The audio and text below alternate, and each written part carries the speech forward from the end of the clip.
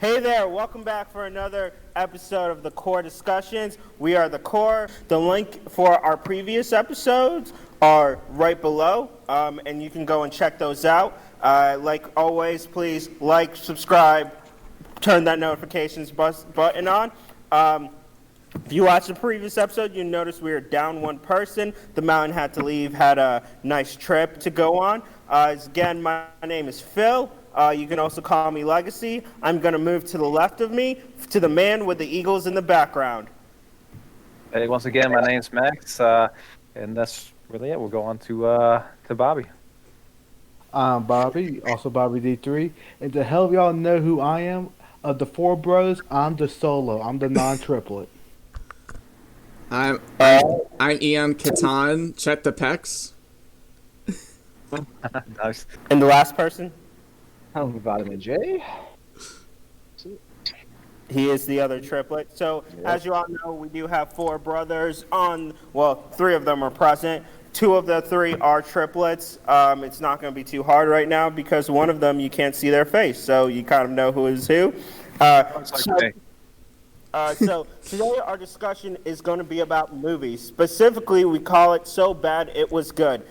We went on Rotten Tomatoes, or most of us went on Rotten Tomatoes, and we looked at movies and we ranked movies that got a 50% or lower from the critics, and we ranked them of how much we enjoyed them. Some of us didn't pay attention to the rules, who put movies that are like 60% or lower. But basically, we are taking critics' reviews of if they hit 50% or lower, and movies we enjoyed, but we enjoyed them and we thought they were ranked too low. Again, everybody, including Hunter, who is not present, sent me in a list of their movies 1 through 10. Number 1 got 10 points, number 10 got 1 point, so on. And I calculated all of that up and figured out what would be our top 10 movies.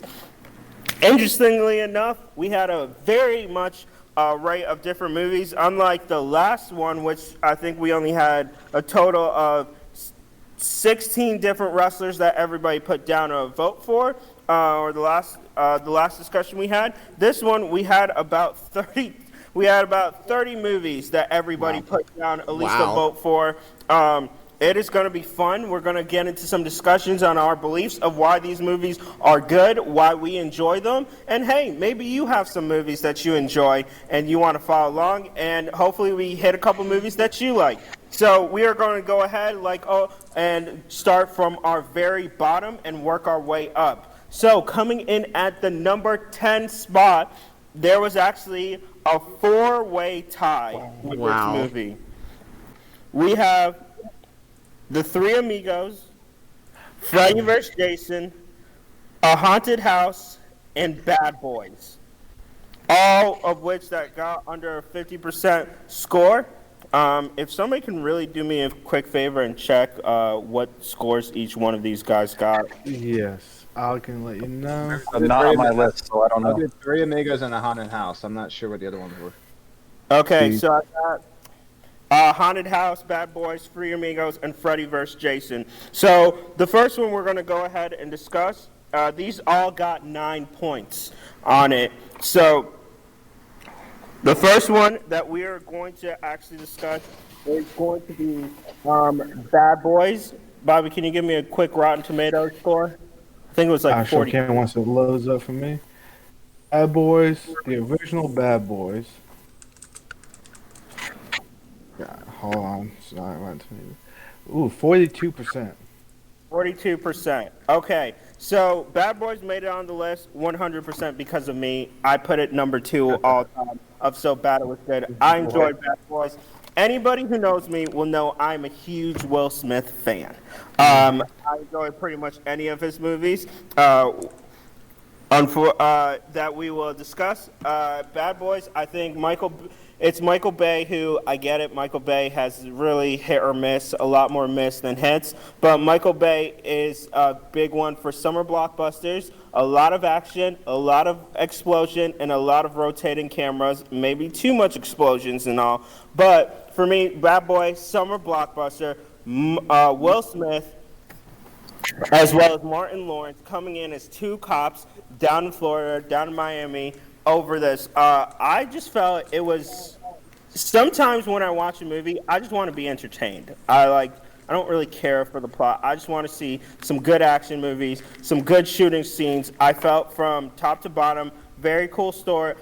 Interesting story where, if you haven't seen it, spoiler alert, Will Smith and Martin Lawrence have to swap characters in order to save this person because Martin Lawrence is mistaken for Will Smith's character, Mike Lowry, as this really cool swap dude for this witness that has this girl witness who has witnessed a crime. I just felt it was just really entertaining. That's kind of what I enjoy the movie. I thought critics were a bit harsh on it, especially with some of the others. I felt from a story, good, great action, had the camera shot, obviously a Michael Bay staple. The shot where, and even Will Smith has discussed it, where he has this like shirt open, Michael, like, explosions coming around, kind of the wind going, and, kind of a Michael Bay staple into all of that. I enjoyed it. I don't know what you guys' thoughts on Bad Boys are, but Good it's movie. a fun movie. Good movie. I'll probably rate it probably 65-70%. Definitely above 42. Max, you got anything? To be honest, I've seen that movie one time, so I really don't remember much on it. No, the movie's not. I mean, there's a reason why people finally remember Bad Boys. The chemistry between Martin Lawrence and Will Smith, they did a really good job. I think the main thing that holding that movie down is the Michael Bay staples. Just it's all about the spectacle, the explosions over like the story. The story is, it's not like the most unique, but it doesn't have to be really for an action movie, comedy action movie like that. So the stars, the two stars, they make the movie, and then there's a reason why there's multiple sequels. Exactly. I think you had a great buddy cop movie. Ian, you got anything to add to it? I've never seen it, but I've heard from friends it's a cult classic, but I've never seen it. Which movie you want to It talk is. about next? All right, so next we're going to go into another movie. This movie actually got a 9% on Rotten Tomatoes by critics. It was rated very highly by, it was on two people's list. Jacob, you put this movie 7th. Bobby, you put it 6th on yours, A Haunted House. Hold on, just to give you quick statistics on it, Haunted House. It did gross $40 million in the U.S. Wow. Now you guys. Oh, so gross. I'm sorry. This movie, it's a comedy movie. It's a very juvenile sense of humor, and it's the Wayans brothers, so you know what you're gonna get with it. But it was actually pretty funny. So I remember I looked at the reviews prior to seeing it, and I thought, "Oh, this is gonna be really bad." But I was laughing my tail off the majority of the movie. I guess my sense of humor, it can be juvenile at times, but it was really right up my alley. I would definitely recommend it. I wouldn't recommend it to like an older person, probably, because it's definitely a newer generation type of humor. But I thought it was really funny. I can't say most of the jokes on here, but you have to go check it out. We still quote some of the jokes in group chat, and we still quote it. To us, it's a quotable movie. I can kind of see why some people rate it low, just because it depends on your sense of humor. Yeah, But to no, me- it's a very juvenile sense of humor, so I can see why people won't like it, but I don't know. I guess was just how we grew It hit up. my and- funny bone. Yeah, it was definitely funny. Again, can't mention most of the jokes on here. They're definitely, some of them are past PG-13, so you have to Yeah. check it out yourself. But it's good. The director of it really hasn't done anything like since then, like anything like of note. They did the Haunted House too, and then I think there's the 50 Shades of Grey parody movie, but so not nothing amazing, but this one to me was a hit. I think it's the best Wayne Brothers comic. I think it's better than any of the scary movies. Think it's better than White Chicks? I think I enjoy Haunted House. I think I think this movie will age better than White Chicks. Yeah, no, I'd agree with that because yeah, white chicks and like even now people kind of. I mean, people still like it a lot, which it has funny moments in it. But yeah, people do criticize it somewhat. I haven't seen it, so I don't have much of a comment. You haven't seen a haunted house, dude? You gotta see it. You gotta see it. It's Well, right up it here. was Not scary. It's not It scary. wasn't until you all once quoted it that I was like, I didn't even know the movie. That I was like, interesting. So, all right, let's move on to our next movie. This one was voted on by Jacob. This was your second favorite movie. Horror movie, Freddy vs. Jason, got a 41% on Rotten Tomatoes and also had a box office of 82.2 million in the US. I mean, this movie I like quite a bit. If as will show, Max and I have we love horror movies, so this is right up our wheelhouse. This one isn't scary like at all, but and any scene that did not involve Freddy or Jason, like the main actors, it is bad. It's bad, but the Freddy and Jason make it up so much that it turns it from a really bad movie to a watchable movie. And it's the last time that you got to saw Robert Englund as Freddy Krueger. So And also, we're not saying these movies are like great movies. That we just think they're good, you know. what And did I do say, Phil? What was the audience score on Freddy vs. Jason? it was, 50%. I'm looking at it right now. 50? Yeah, 50%. Wow. Oh, interesting. I know this director did another horror movie that wasn't well reviewed. I know he did Bride of Chucky, I believe. But God. yeah, so he's hit or miss. But I think I know Freddy vs. Jason is considered like a cult movie. A lot of people like it. It was the old Batman vs Superman. Yeah, They stole that idea. exactly. And I wish they would have been able to do what they wanted to do. It was originally supposed to end with like Pinhead coming out and stuff, but they couldn't get the rights to use Pinhead, and then they were trying to do like Mike Myers for the movie, but that didn't work out. So that would have been cool to see. it would have been. And then we move on to our last 10th place movie. This was, well, unfortunately, the person who put it here, who was second on this list, is Hunter, and it's The Three Amigos. 45% Rotten score, 65% audience score. Came out back in, 86. yep, let's scroll down, $36.2 million gross, as well as got some pretty good legends, Chevy Chase, Steve Martin, and Martin Short. I would say it's a good movie. I probably would have had it on my list. I just completely forgot about it, but I do think it is a good movie. I'm not gonna lie, I'm not a big fan of the Three Amigos movie. I'm just not. I don't know what There the are difference is. parts that are good, but as a whole, it's just I don't know. There's something about it. It's just it didn't keep my interest. I didn't think it was as funny as everybody made it out to be.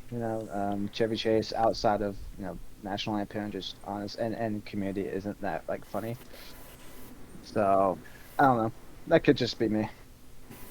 Well, I'll agree with the Chevy Chase thing. I think Steve Martin and Martin Short would be better too in the movie. Yes. Steve Martin's the best of the three. I agree. In terms of what that in that movie, yes, I would agree. I think as he's a well. better period, if I would just say. Yeah, I mean, yeah. I'd probably now in terms of like I would I'd rather watch like I can't think of a Steve Martin movie I'd watch over like National Lampoon, the original, or like Christmas Vacation. But yeah, no, The Jerk's actually pretty good, but no, Steve Martin is probably a pure comedic talent. Yeah, he's probably the better of the three. Have you seen it, Phil?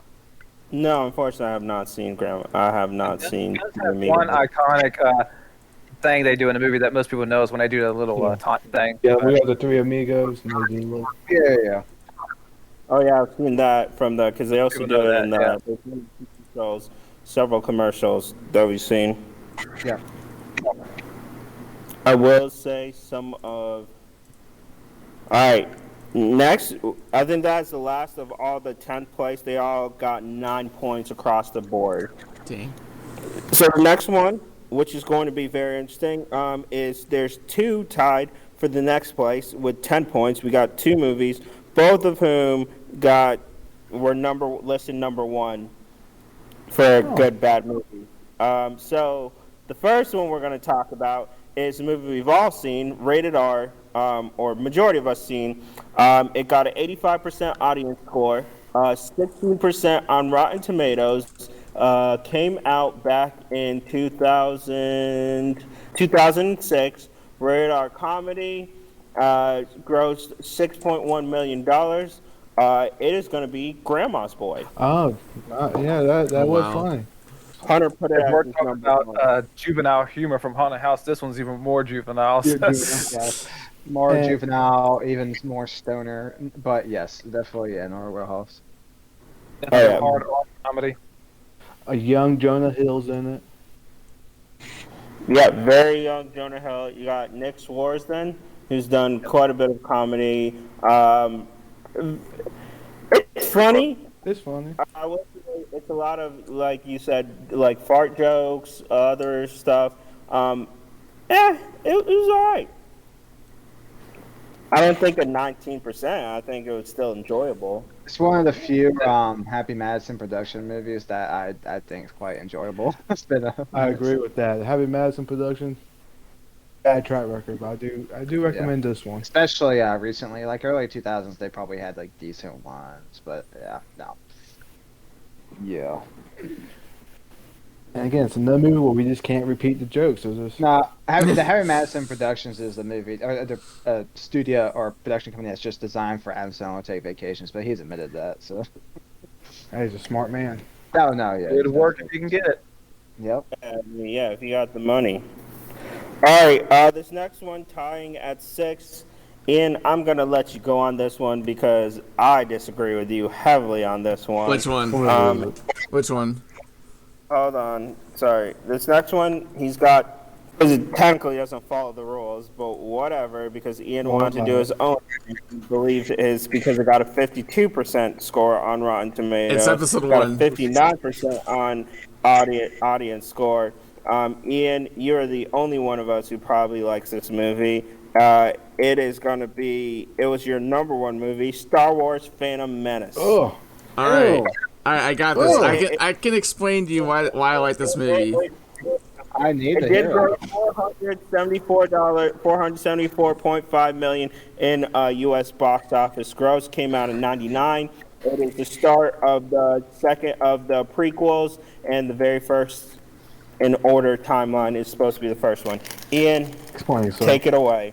This is not my favorite Star Wars movie, but it holds a special place in my heart because it was the first Star Wars movie I saw in theaters, and I saw it with my father and mother and my brother, and that really, so a part of it is nostalgia. But another thing you have to remember is, like, I'm a huge Star Wars fan. There's a lot of things Episode 1 establishes in the lore that people forget about. For example, the Jedi Council. We have Mace Windu introduced in this movie. We see Yoda on the council. We see all these things. Jar Jar Binks. Yep, Jar Jar Binks, which, as much as people like to throw hate on Jar Jar, he's much more memorable than any of the new characters in the new trilogy, in my opinion. For sure. I'll Qui-Gon Qui-Gon one that might be up there is like a lot of people like BB-8, but other than that, but True. I like Qui-Gon Qui-Gon definitely. with Leon Nelson. Yep, she was good. Liam Neeson. Yeah. Liam Neeson, yeah, his name, yeah. He did a really good job. Darth Maul was so good that, like, he's pretty much the face of the prequels, and he's so good they brought him back in the Clone Wars, and he's likely going to be in the show ongoing right now, The Bad Batch. And so, like, the movie itself, it definitely copies a bit of Episode 6. But that being said, I still enjoy it. I love the world. I love learning more about Anakin's uprising. And it brings a lot to the war table, so that's why I like Episode 1. Can I ask what parts of Episode 6 it copies? Because Episode 6 was actually a good movie. Fun fact, favorite Star Wars movie. At me. So what? Best movie. This is why I don't like it, but the way it copies is, like, you know how they have, like, Anakin's in his, like, N1 starship, and he's, like, blowing up the Trade Federation ship? That's kind of similar to, like, Lando, like, going to blow up the Death Star. And at the same time, they're having their lightsaber battle, and then also see it, there's similarities in that way. I believe I you. will say, to me, this movie was not the worst movie. It wasn't the worst movie of Star Wars.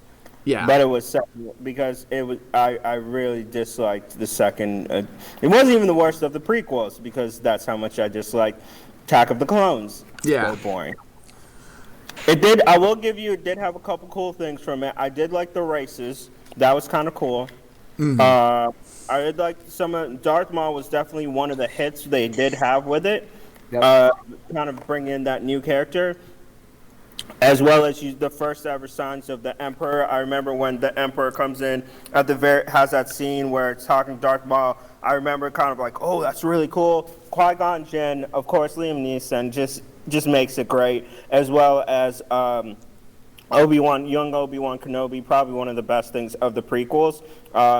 Hopefully he gets a show soon and we see it because that was probably one of the highlights for me for the prequels. They're filming it was right Obi-Wan now. Kenobi.